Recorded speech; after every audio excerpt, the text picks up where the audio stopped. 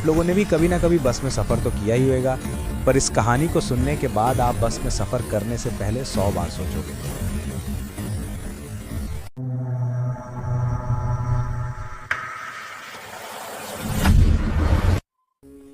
रात के 3 बजे का था ना। एक बूढ़ी औरत लकड़ी की छड़ी के सहारे खड़ी, उसके पास घबराया हुआ 22 साल का युवक। पुलिस वाले उलझन में। जांच कक्ष, फाइलें और फोटो मेज पर। बस डिपो मैनेजर बस नंबर 391 और उसके ड्राइवर कंडक्टर की पहचान कर रहा है। इंस्पेक्टर गहरी सोच में। नहर से निकली खंडर जैसी बस नंबर 391। इंस्पेक्टर उसका फ्यूल टैंक खोलता है। अंदर गाढ़ा लाल खून भरा हुआ। उसके चेहरे पर सदमा।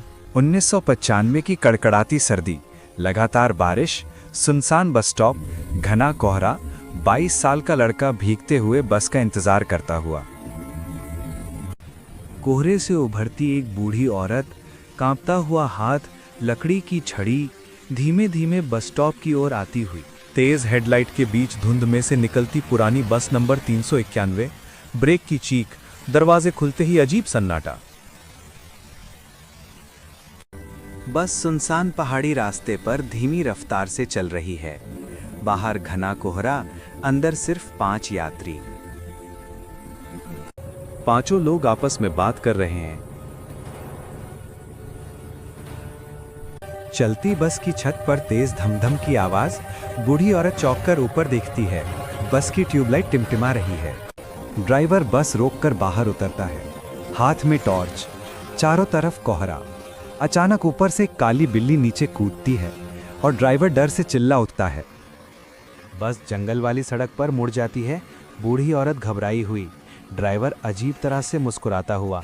बाहर सिर्फ अंधेरा और घना धुंध। जंगल के बीच सड़क पर 3 अस्पष्ट आकृतियां खड़ी, पुराने जमाने के कपड़े, बड़े चीनी टोपी, चेहरे छुपे हुए। बस उन्हें देखकर रुकती है। 2 लोग बीच वाले आदमी को सहारा देकर बस में चढ़ाते हैं। तीनों बेहद धीमे चलते हुए सबसे पीछे की सीट पर जाकर बैठ जाते हैं। कोई आवाज नहीं। बूढ़ी औरत छोटा सा आईना निकालकर कंडक्टर को देखने की कोशिश करती है, लेकिन आईने में उसकी कोई परछाई नहीं दिखती।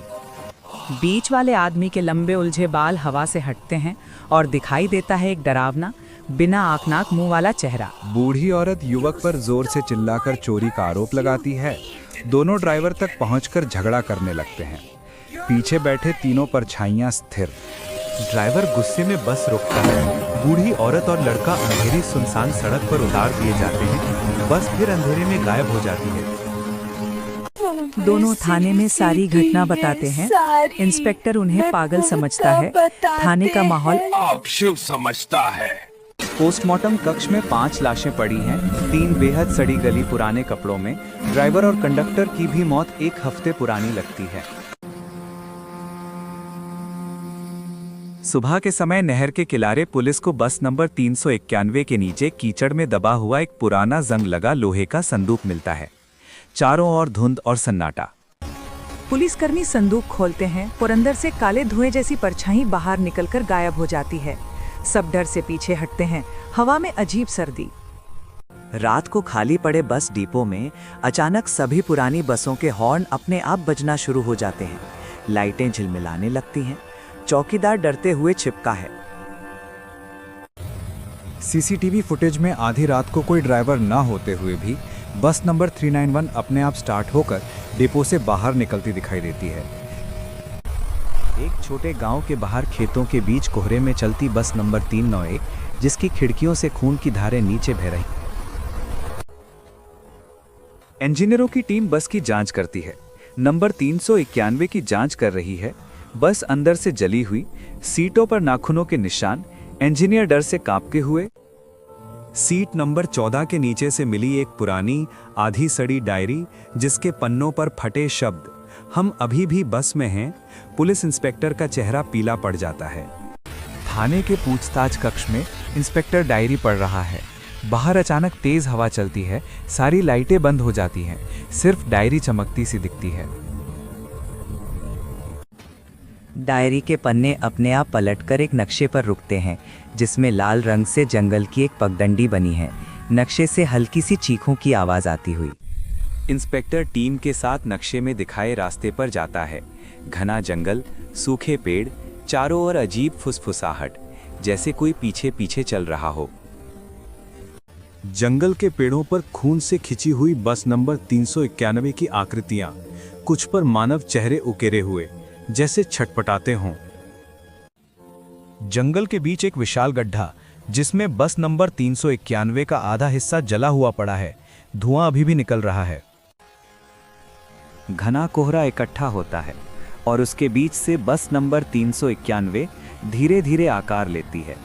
हेडलाइट जलती हुई, अंदर किसी की परछाई हिलती हुई। बस से बिना चेहरे वाला आदमी बाहर आता है, हाथ पैर तिरछे, शरीर मुड़ा हुआ, सीधा इंस्पेक्टर की ओर बढ़ता है। सबकी टॉर्चें बुझ जाती हैं। अंधेरा, जंगल में गूंजती चीखें, पेड़ों की शाखाएं हवा में कांपती हुई, बस की हेडलाइटें आखिरी बार चमककर बुझ जाती हैं। सुबह पुलिस रेस्क्यू टीम पहुंचती है। जंगल बिल्कुल साफ, बस गायब, इंस्पेक्टर और टीम लापता, सिर्फ जमीन पर गहरे जलने के निशान। थाने में मिली इंस्पेक्टर की मोबाइल रिकॉर्डिंग, जिसमें उसकी कांपती आवाज, ये बस, ये जिंदा है, ये अचानक तेज चीख और कॉल कट। पुराने बस डिपो में धूल से भरा एक बोर्ड मिलता है, जिस पर लिखा है रूट 391A बंद, नीचे लाल पेंट से काटा हुआ। दीवारों पर अचानक चिपके हुए पोस्टर, जिनमें बस नंबर 391 दिखाई देती है और नीचे लिखा अंतिम सफर आपके लिए। थोड़ा पास जाते ही पोस्टर के अंदर बस की खिड़कियों में बैठे चेहरे अपनी गर्दन घुमाकर सीधे देखने लगते हैं, आंखें पूरी काली। एक साहसी क्राइम जर्नलिस्ट रात को कैमरा लेकर 391 केस की जांच शुरू करता है।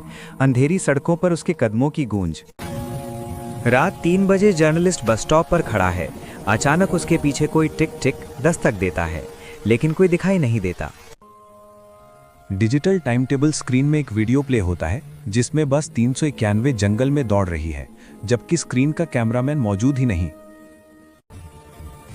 वीडियो में काला हाथ स्क्रीन पर जोर से धक्का देता है, जैसे बाहर निकलना चाहता हो। स्क्रीन पर दरारें फैल जाती हैं। जर्नलिस्ट जब रिकॉर्ड करता है, कैमरे की स्क्रीन में पीछे बस की हेडलाइट दिखाई देती हैं, मगर पीछे मुड़ने पर कुछ नहीं। नक्शा जर्नलिस्ट को शहर के बाहर एक छोड़े हुए बंकर में ले जाता है, जहां अंदर बस के पुराने जंग लगे पार्ट्स और टूटे टिकट पड़े हुए हैं।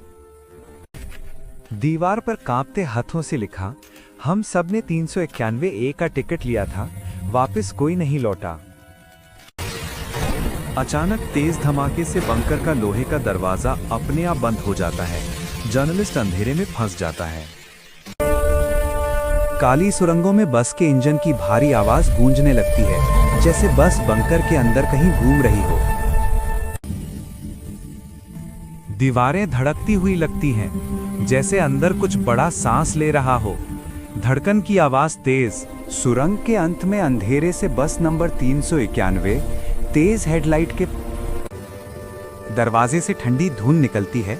अंदर खाली सीटें, पर किसी के बैठने जैसे गहरे निशान।